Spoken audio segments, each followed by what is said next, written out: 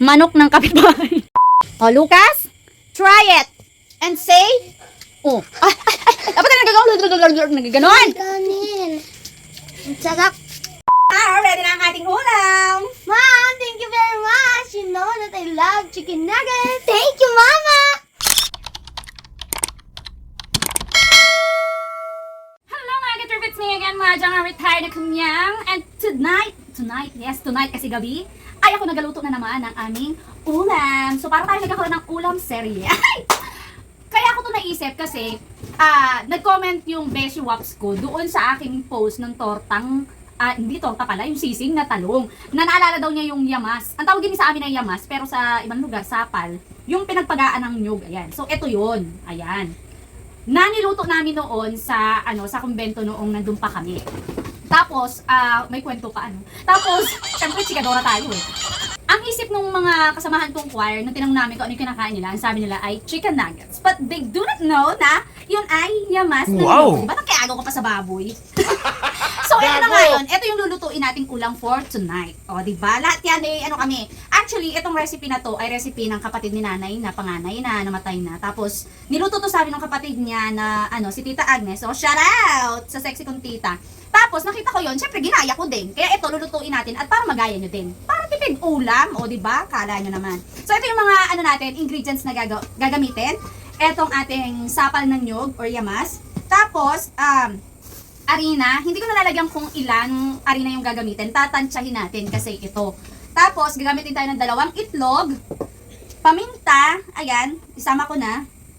Tapos, crispy fry. Ayan, yung gagamitin natin, original. Kung gusto niyo naman mahalang, pwede nyo gamitin yung spicy. Pero kung ayaw nyo itong gamitin, kasi wala pa naman ito noon, ang ginagamit lang namin is, napampalasa, paminta, asin, betchin, or magic sarap. Tapos, yun lang, bawang sibuyas, yun. Para ka lang nagtutorta ng talong, ganun.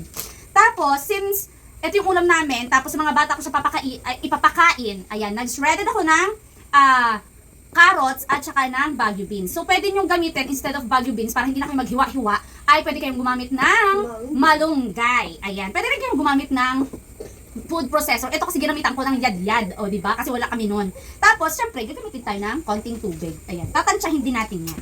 So, pagsasama-samahin lang natin ang ating mga ingredients.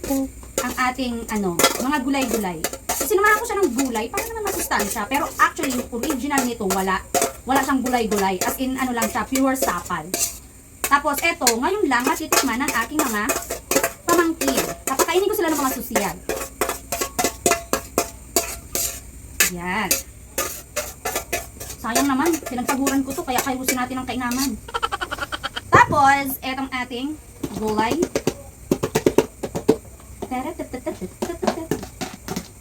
Ay, salamat. Walang music si Ama. Nagtutulpo siya sa loob. Yan. Tapos, ilalagay natin yung ating crispy fry. Kalahati lang yung gagamitin ko para hindi naman masyadong puro. Kaya hindi na ako naglagay ng asin kasi meron na tayong crispy fry.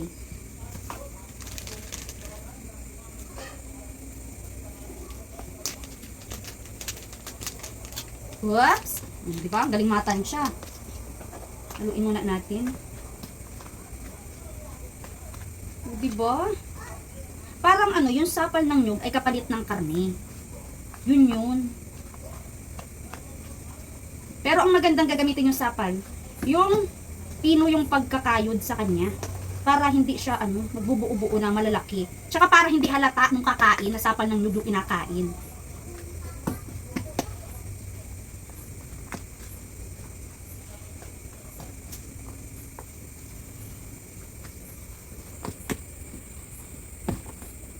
Yan. Tapos, lalagyan natin siya ng cream. Tansyahan na lang. Magaling tayo dyan. Bulaan ka daw, sabi ng batiki. Oh. Maganda pa nga dito yung pinapaalsa. Para, para siyang fishball. Yan. Para ka lang kasi talagang nagtutorta. Yun. Yung recipe na to, ganun. Pero gagawin natin siyang size ng chicken nugget. Ilagay natin ang ating egg. So, ayan. Kumuha muna kami ng Ang itlog kasi namin ay galing sa pugaran ng aming manok. Oh my So god. baka biglang mamaya nalimliman na pala ito, may lumabas na chicken na talaga dito. Kaya i-ganyan muna natin. Tapos ilagay. Tapos saka natin i-ano ulit yung isa. Para hindi naman masayang yung ating ingredients. Mamaya nang dahil lang sa itlog, di ba?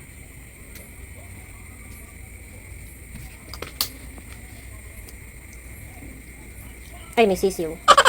Wala pa. O di ba? Ang kagandahan ng may sarili kang farm. Ay, Hindi, wow. Yan.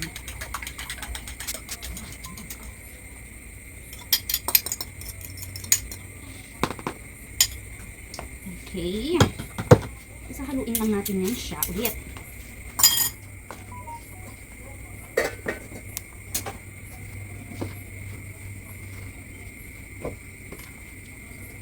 Gusto ko sana siyang lagyan ng cheese. Alam niyo yun, yung palaman sa gitna.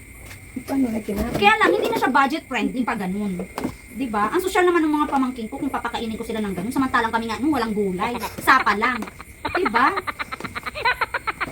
Huwag kang papandi-pandi naman. Haluin lang natin ng mabuti. Di ba may mixing bowl ako? Bowl? Bowl? Ano to? CR? Ayan. So, ayan na. Well combined na siya, pero kulang siya sa harina. Grabe. Ang sarap tingnan. Yung mga magugulay na kagaya ko. Ito. So, kagaya ng sinabi ko, tansya-tansyahan na lang. Kaya, tansyahin nyo na lang yan. Tapos, lagyan natin siya ng tubig. Diba? Lagyan na natin ito lahat.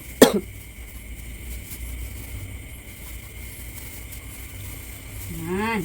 Para marami tayong ulam. Pwede din siyang pulutan! GSM na. Mojito na. Ready na natin ang mojito. Ayan. Tapos, lagyan na natin ng tubig para matansya natin kung gaano karami yung tubig natin.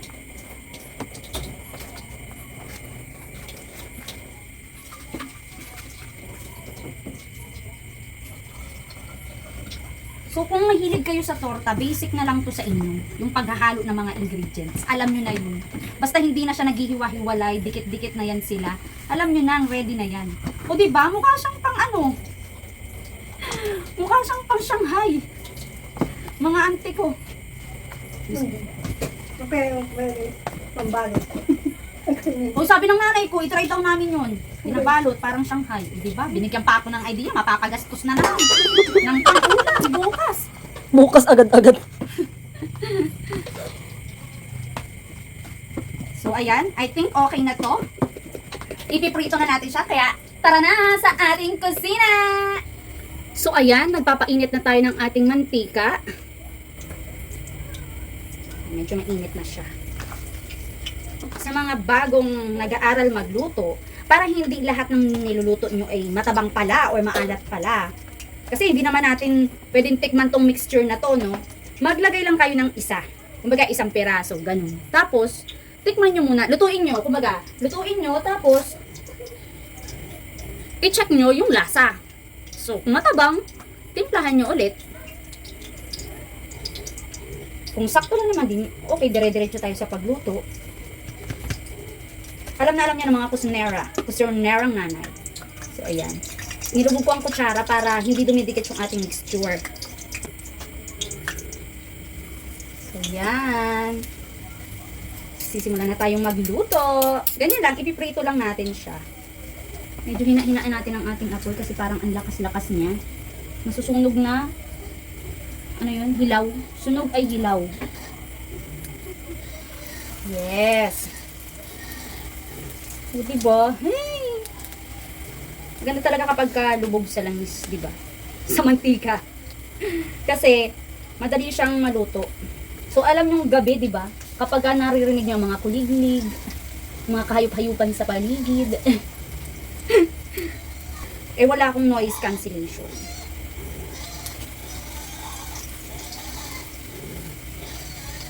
So, ganito lang siya. Ipiprito lang natin lahat. Para ka lang nagtorta, pero pork and chicken nuggets. Maganda kapag mabilis kayong maglagay. Para, kagaya niyan, o diba?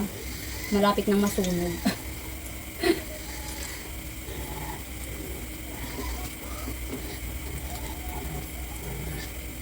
Pwede din naman na ihulman nyo siya ng bilog-bilog. Ibibilog-bilogin nyo na siya. Para lagay na lang kayo ng lagay sa kawali.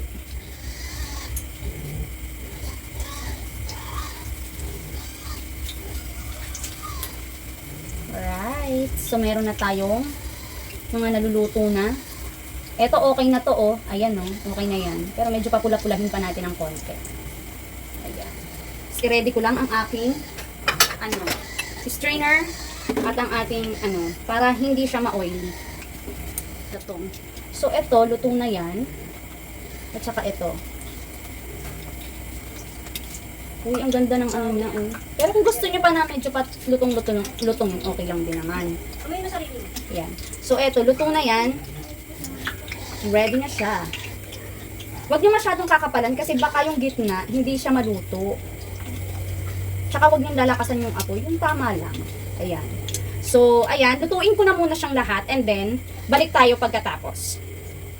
So, eto na yung ating last batch ng ating, chicken nuggets. Wow! Chicken nuggets, vegetarian,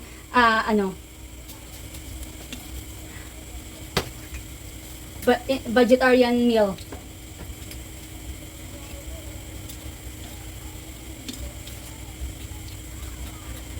Version pala, hindi meal. Vegetarian version. So, ayan.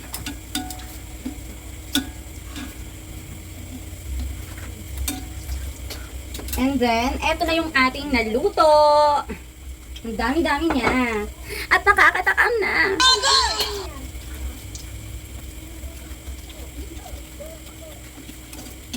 Yan. Nalagyan naman pa natin sa leda.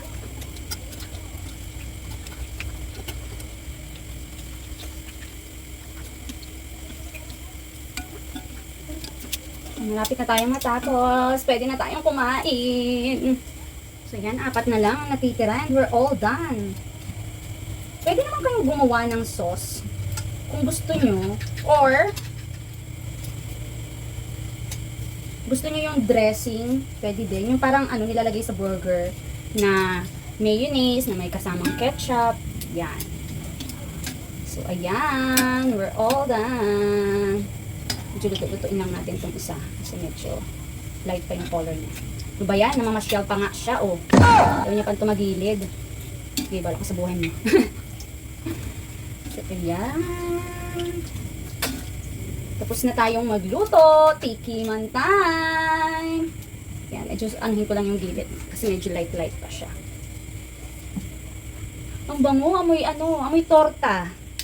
Yung dilis na tinutorta, yun yung amoy niya.